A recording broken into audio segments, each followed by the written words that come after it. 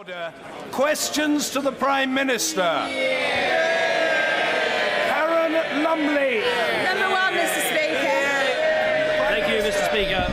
This morning I had meetings with ministerial colleagues and others, and in addition to my duties in this House, I shall have further such meetings later today. Karen Lumley. Will my right honourable friend confirm that while he's Prime Minister of this country, condemning terrorist attacks will not be a bar to holding high office? What I would say to my honourable friend is that condemning terrorist attacks is an essential component of aspiring to high office in this country, and that should be the case whether you're a shadow minister or a minister of the Crown. And it is just worth recalling what it is that the member of Wolverhampton South East said. He said this: terrorists are entirely responsible for their own actions. No one forces anyone to kill innocent people in Paris, blow up the London Underground, behead innocent aid workers in Syria. He was absolutely right to say that. And frankly, I think it speaks volumes that he can't sit in the shadow cabinet with the Leader of the Opposition. Jeremy Corbyn. Thank you, Mr. Speaker. I would like to thank the firefighters, mountain rescue services, police, armed services, engineers and workers of the Environment Agency and local government workers and all the volunteers for all the work they did in keeping safe thousands of people from the floods that have affected this country. In January 2014, following the devastating floods at that time, now 2 years ago, the Prime Minister said, and I quote, "There are always lessons to be learned, and I will make sure they are learned." Were they?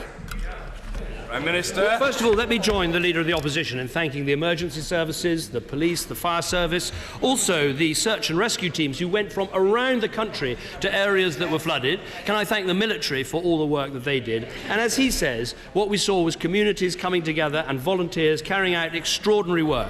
Now, let me deal directly with this issue of lessons learned, because having seen my own constituency very badly flooded in 2007, having had floods while as being Prime Minister, I think a number of lessons have been learnt. This time, the military came in far faster than ever before. The Bellwin scheme was funded at 100%, not 85%. More money was got to communities more quickly. So a lot of lessons have been learnt. Are there more to learn? I'm sure there are. There always are, and that is why we'll review everything that's been done. But let's be clear, as we do that we will make money available because we have a strong economy to build flood resilience in our country. Thank you, Mr. Speaker. In 2011, a £190 million flood defence project in the River Aire in Leeds was cancelled on cost grounds by the government. 1,000 homes and businesses in Leeds were flooded in recent weeks. The government is still only committed to a scaled-down version of the project worth a fraction of its total cost, when the Prime Minister claimed that money was no object when it came to flood relief. When he meets the Leeds MPs and Judith Blake, the leader of Leeds Council, in the near future, or his Secretary of State does, will he guarantee the full scheme will go ahead to protect Leeds from future flooding? Well, first of all, let me just make one point before answering in detail his points. It is worth putting on record, before we get on to flood defence investment, and I'll cover it in full, this was the wettest December for over 100 years, and actually in Leeds and in Yorkshire, it was the wettest December ever on record, and that's why rivers in Yorkshire, including the Aire in Leeds, was a metre higher than it's ever been in its history. Now, in terms of flood defences, no flood defence schemes have been cancelled since 2010. The investment in flood defences was £1.5 billion in the last Labour government, £1.7 billion in the government I led as a coalition government, and will be over £2 billion in this Parliament. It has gone up and up and up. And it's gone up because we run an economy where we're able to invest in the things that our country needs. And one more point. Let us not forget this. We inherited the Darling plan for our economy. That was a plan for a 50% cut in capital spending, and DEFRA was not a protected department. Well, we protected that flood spending and we increased it, something Labour wouldn't have done. Mr. Speaker, of course the rainfall was excessive, of course the river levels were high, But the Prime Minister has still not answered the question on the Leeds flood protection scheme. I'll give you an opportunity to do in a moment. In 2014, Cumbria County Council applied for funding for new schemes in Keswick and Kendal. Both were turned down. Both areas flooded again in the last few weeks. Does the Prime Minister believe that turning down those schemes was also a mistake? We are spending more on flood defence schemes and are stacking up a whole series of schemes that we'll spend more on. But let me make this point to him. If he is going to spend £10 billion on renationalising our railways, where's he going to find the money for flood defences? The idea that this individual would be faster in responding to floods when it takes him 3 days to carry out a reshuffle is frankly laughable. Mr. Speaker, since I walked into the chamber this morning, his shadow foreign minister resigned, his shadow defence minister resigned. He couldn't run anything. Mr. Speaker, it's very strange that when I've asked a question about Leeds flood defence, then on Cumbria flood defence, the Prime Minister still seems unable to answer. Can he now tell us if there is going to be funding for those schemes? In October, Professor Colin Mellors, the head of the Yorkshire Regional Flood and Coastal Committee, warned the government about funding cuts to flood defences in Yorkshire being formally discontinued in the future. Would that also be a mistake? Can the Prime Minister now tell us, is he going to reverse the cuts in the defences that have taken place to make sure that those cities and areas are protected in the next round of floods, which will no doubt come? As I told him, we have increased and continue to increase the spending on flood defences. We're spending more in this Parliament, and for the first time it is a 6-year spending perspective, which is £2.3 billion extra on flood defences. Money that wouldn't be available if we trashed the economy in the way that he proposes.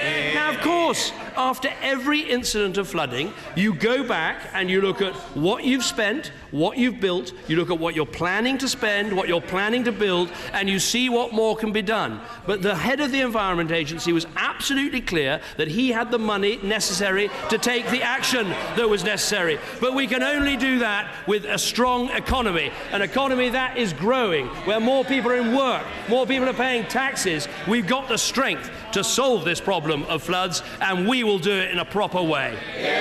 Jeremy Corbyn. Mr. Speaker, the Prime Minister hasn't answered on Leeds, he hasn't answered on Cumbria, he hasn't answered on the warning from Professor Mellors. Like him, last week I met people in York who had been affected by flooding, and I met a young couple, Chris and Victoria, whose home had been flooded over Christmas. It wasn't very funny for them.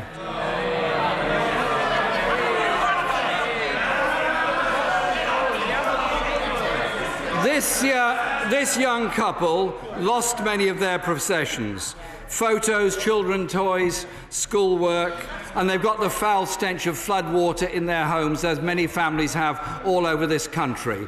They are asking all of us wholly legitimate questions. Why was it that the insufficient pump capacity of the Foss barrier, again alerted to in 2013 by a government report, was not dealt with and those pumps were not upgraded? Thus people were flooded in York and their possessions and homes severely damaged. Those people want answers from all of us, and in particular from the Prime Minister. I have the greatest sympathy with anyone that's been flooded, and we have to do what it takes to get people and get to communities back on their feet, and that is why we put record sums in more quickly to help communities in Cumbria, in Lancashire, and now in Yorkshire, and we'll continue to do that. Specifically on the question of the Foss pumps, that was about to be tendered for extra investment, and that investment will now go ahead because the money is there. So what I'd say to him, we're putting in the money, we're putting it in more quickly, the military got involved more quickly, and to that couple who got flooded, we're also doing something that previous governments have talked about but never achieved, which is to have an insurance scheme so every single household in our country can get insured. Flood Re. Now, that's not been done before. So have lessons been learnt? Yes, they have. Are there more lessons to learn? There always are. But frankly, we don't need a lecture from Malta from the honourable gentleman. Mr. Speaker, the reality is that flood defence scheme after flood defence scheme has been cancelled, postponed or cut. Many more homes have been flooded and too many lessons have been ignored. Why can't the Prime Minister support our calls for a coordinated cross-party approach to flooding that looks at everything, including upland management to making people's homes more flood resilient and more protection schemes properly funded? Does the Prime Minister agree, at least with this, that the Fire and Rescue Service have done such a great job over the last few weeks in all parts of this country should now be given a statutory duty to deal with floods to help us through any crisis that might occur in the future? Well, I think, Mr. Speaker, the best I can say is when he's worked out how to coordinate his own party, then perhaps he could come and have a word with me.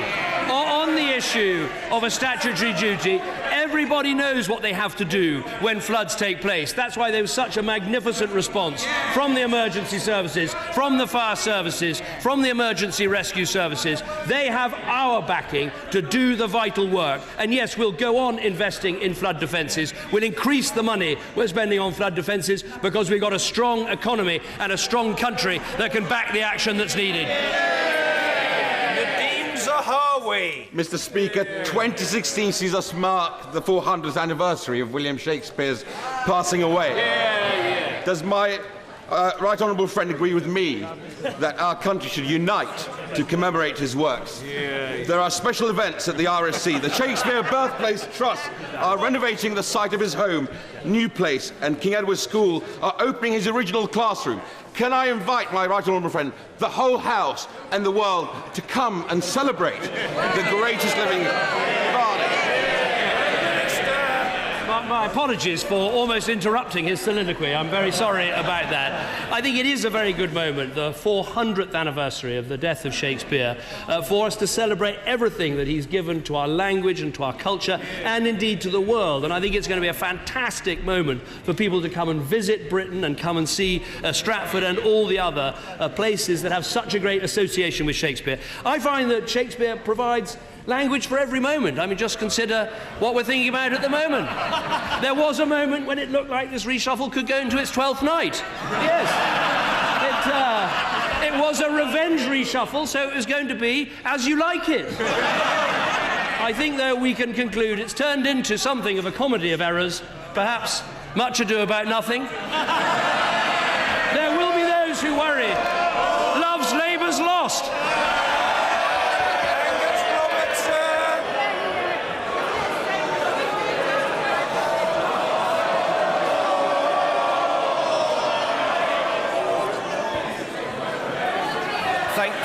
Thank you. Thank you very much. Thank you very much for the warm welcome. Mr. Speaker, the Health Service is devolved, but junior doctors in Scotland are not planning to strike next week. Why does the Prime Minister think that the Scottish Government has good relations with junior doctors and his government doesn't? Prime Minister. And now for the Scottish play. I think he raises an important question. We have taken a different approach to the government in Scotland. We've increased spending on the NHS by more than the government in Scotland, which I think is the right approach. But we are determined to deal with this issue of having a genuine 7-day NHS. Everybody knows, doctors know it, patients know it, the management of the NHS knows it, the BMA knows it, that there is a problem with the NHS at the weekend, and one of the ways to correct that is making sure we have new contracts, including with junior doctors, to make sure not that they work longer hours. In fact, under our plans, many will work much less hours. Not to reduce doctors' pay. No one who works legal hours will see a cut in their pay. Indeed, 75% of doctors will see a pay rise. So we think this is a good deal for a good advance in the NHS, and I'm sure in Scotland they'll be looking at it too. Angus Robertson. Thank you, Mr. Speaker. The Scottish Government has been investing record levels of funding in the NHS in Scotland and also works very hard to have the best possible relations with the doctors and nurses and all of the NHS staff. Will the English Health Secretary speak to his Scottish colleague Shona Robertson to learn how to resolve the situation in England and stave off strike action which no one wants to see, least of all junior doctors? Prime Minister. There should always be good relations and good discussions between the Health Secretary in the United Kingdom government and health ministers in the devolved administrations.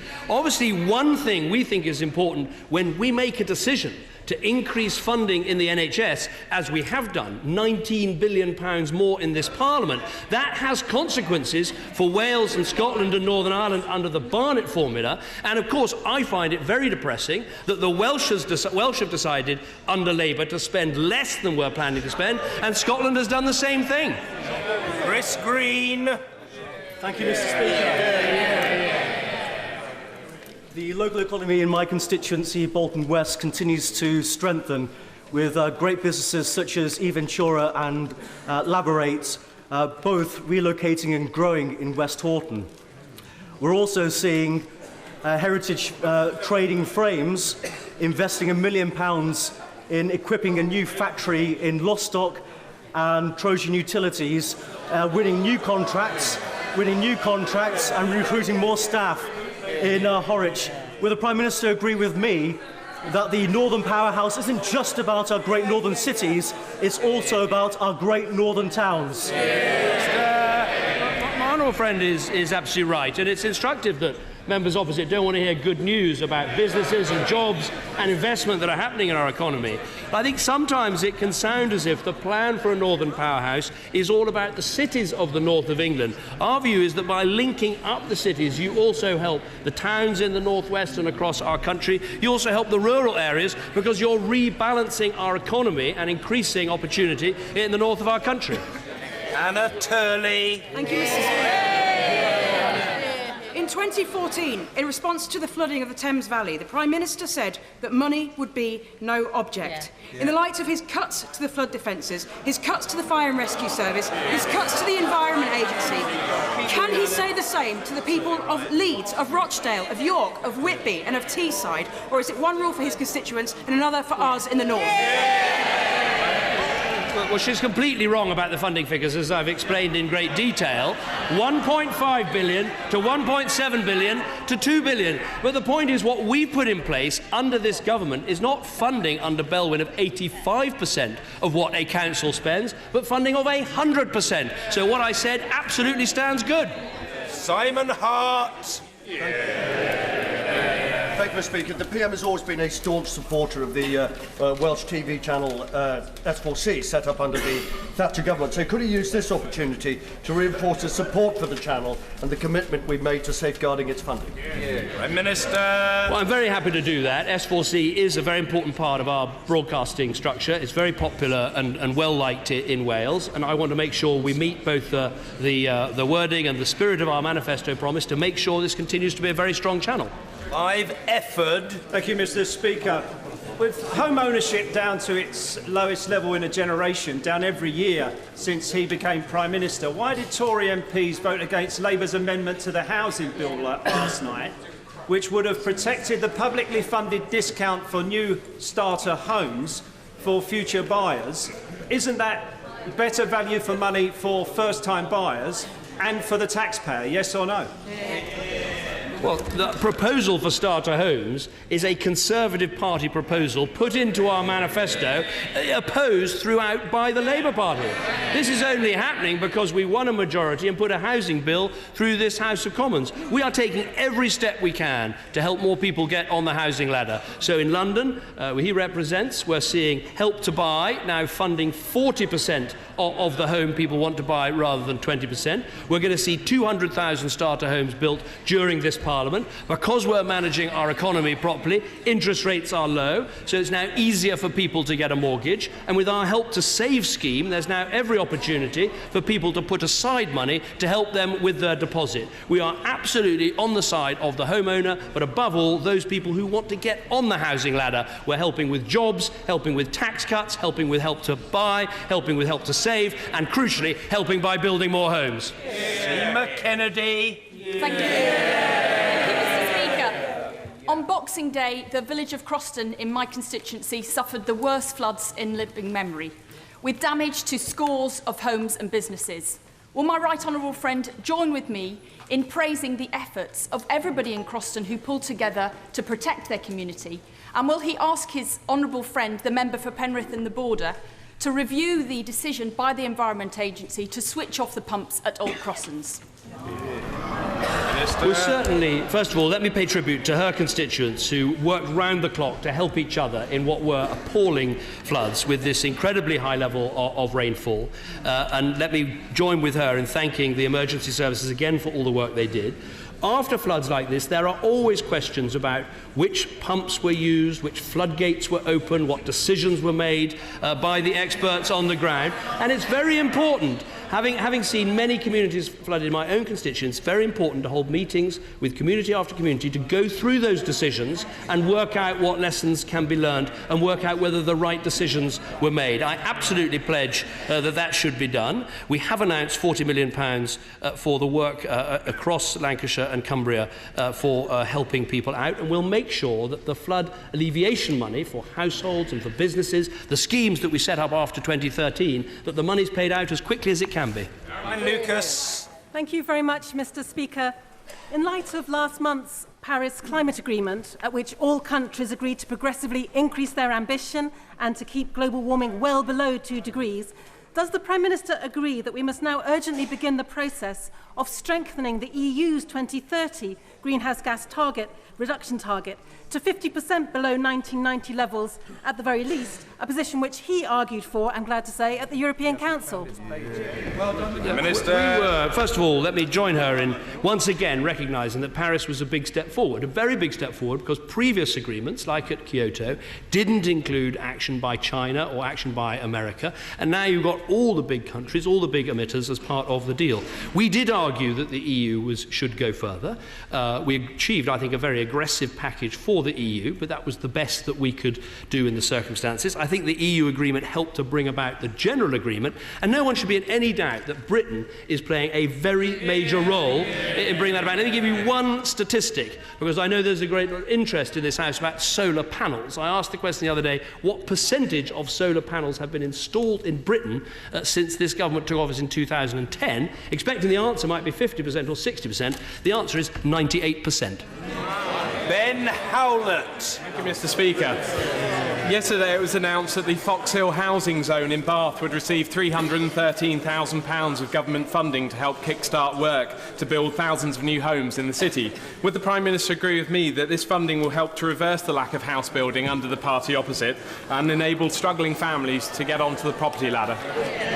Well, I'm delighted to hear about the development in his constituency. The fact is we built 700,000 houses since this government came to office in 2010, but there's a lot more that needs to be done. Sometimes it is specific bits of transport infrastructure or specific planning permissions or disagreements between district councils and county councils that need to be sorted out. But we shouldn't forget the fact that the developers and house builders will only go ahead with house building if they believe it's a benign economic environment with a strong and growing economy and stable interest rates and all the things that we need. That is the key to the success in housing.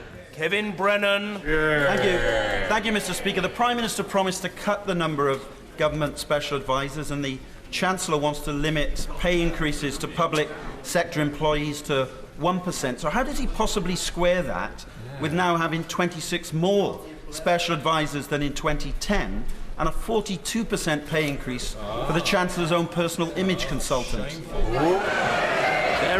There are fewer special advisers under this government than there was under the last government.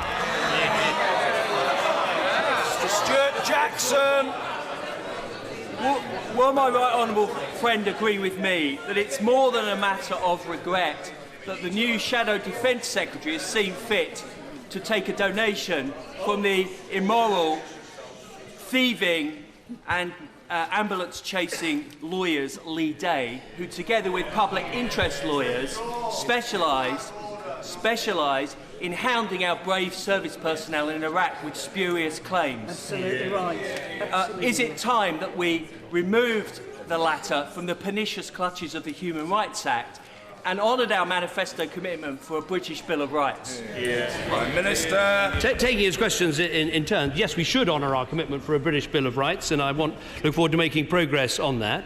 Look, I do think that this organisation, Lee Day, does have some questions to answer, not least because they were deeply involved in the Al-Swedi inquiry, where a whole lot of claims completely fell apart, and there was, it seems, evidence that could have shown that those claims were false. And I do think it is instructive that we have lost a shadow Secretary of State for Defence who believed in strong defence, who believed in our nuclear deterrent, and instead we've got someone, apparently, who takes funds from Lee Day. I think that leaves us with serious questions to answer. And, Mr. Speaker, frankly, it goes to a bigger truth, which is one day this reshuffle, I suppose, will be over, and we will be left with a collection of politicians, be in no doubt about this, who've signed up to unilateral nuclear disarmament, who signed up to racking up taxes, debt and spending, and one of the left-wing programmes in living memory. This is a collective act they would have taken part in. We shouldn't be asking, is the Leader of the Opposition happy to have the member of Leeds Central? We know he's not. The question is, what on earth is the member of Leeds Central and others doing in this Labour Party government?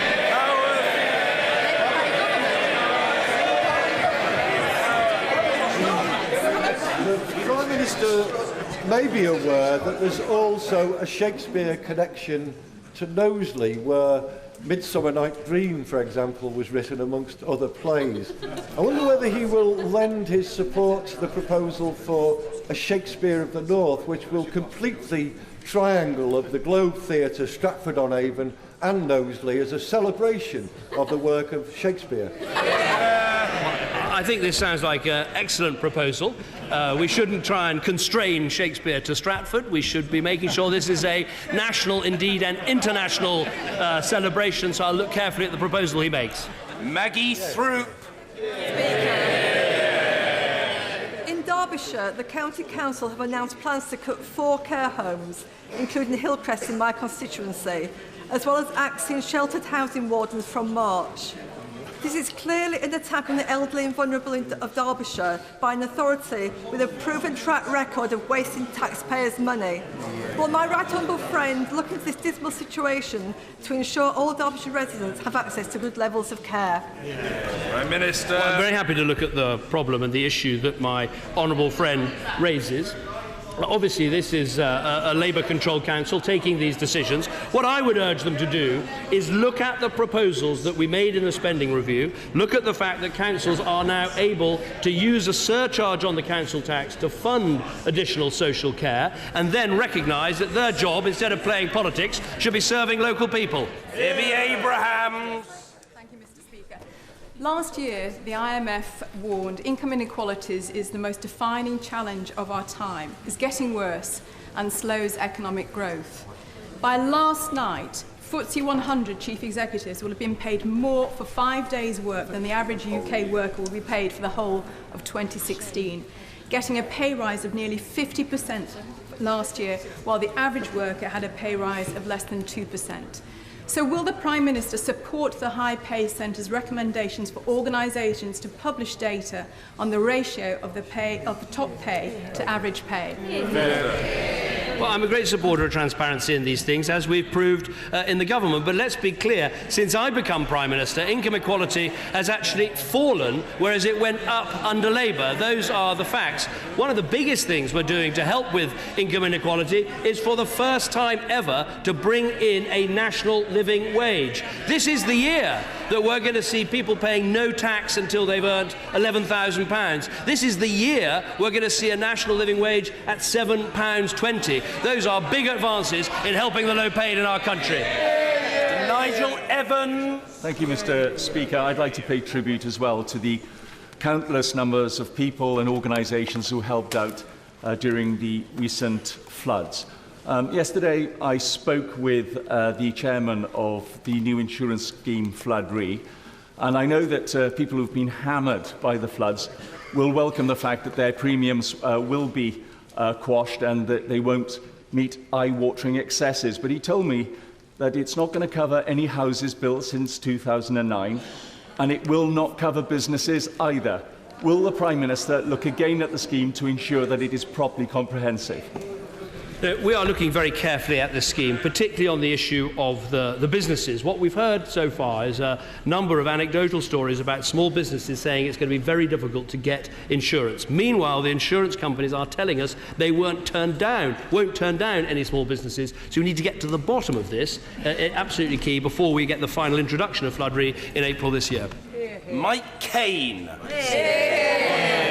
Thank you, Mr. Speaker. It was good to welcome the Prime Minister and His Excellency, the President of China, to Manchester Airport in my constituency recently to talk about investments. But what's in the North's interest and the nation's interest is extra runway capacity in the South East. Why does the Prime Minister continue to procrastinate? Well, first of all, can I thank him and everyone in Greater Manchester who helped to welcome President Xi at the excellent lunch that was held in Manchester, and then the very good visit to Manchester Airport. The point I would make in response to his question is that the Environmental Audit Committee of this House, and indeed the author of the original report, Howard Davis, has both said that the problems of air quality do raise new questions that the government has to answer. I'm in favour of answering those questions and then making a decision. Order. 2 years ago, I think tomorrow, the House lost a superb parliamentarian and much-loved colleague in all parts of the House, the honourable gentleman's predecessor, Paul Goggins. We remember him with affection and respect, and we also remember and think fondly of his widow, Wynne, and their children, Matthew, Teresa and Dominic, who are all wonderful human beings, and we wish them well for the future. Philip Davis. Thank you, Mr. Speaker. As the Prime Minister knows, my constituency was decimated by the recent floods. It was reported in the Bradford Telegraph and Argus earlier this week that the Bradford district would not receive any of the extra funding the Prime Minister announced for Yorkshire for flood defences. Will he take this opportunity to confirm that that isn't the case, that whatever money is necessary to protect my constituency from future flooding will be spent, and if he's struggling to find the money, perhaps he could use money from the overseas aid budget, because I'm sure he believes that victims of flooding in Shipley should not be discriminated against in terms of victims of flooding in other parts of the world. Well, let me say to my honourable friend, we will do what it takes to make sure that families and communities and businesses can get back on their feet. That's why we've invested record sums more quickly into the areas that have been affected. We've learnt the lessons of previous floods, where sometimes the schemes have been too bureaucratic, too much time has been taken. So whether it is building new bridges, whether it's repairing roads, whether it's building the flood defences, whether it's examining where the water went this time and what more can be done, we will make sure that work is carried out in Bradford as everywhere else. Jim Dowd. Thank you, Mr. Speaker. Is the Prime Minister aware of the valuable work of the National Wildlife Crime Unit in not just enforcing the law, but in promoting animal welfare and part of the international effort against the trade in endangered species? Is he further aware that the funding for it expires in just a couple of months' time, and DEFRA and the Home Office have yet to make a decision to continue it? Can I ask him to prevail upon his right honourable friends to ensure that this extremely important and valuable work is continued?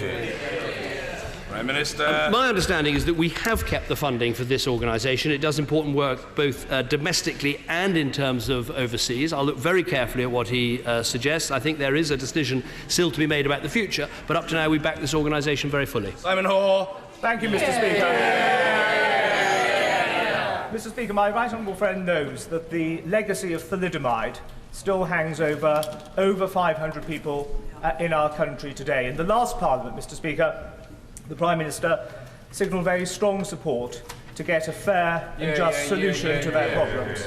Can I invite my right honourable friend in this Parliament to renew that pledge and to work with the all-party group to ensure a just outcome. Prime Minister. I'm very happy to make that clear. In the last Parliament, I met with some of my own constituents who've been affected by thalidomide, and they had a number of things they wanted parliamentarians to do, and I think a lot of people got behind their campaign, and I'm happy to continue to work with them in this Parliament. Order.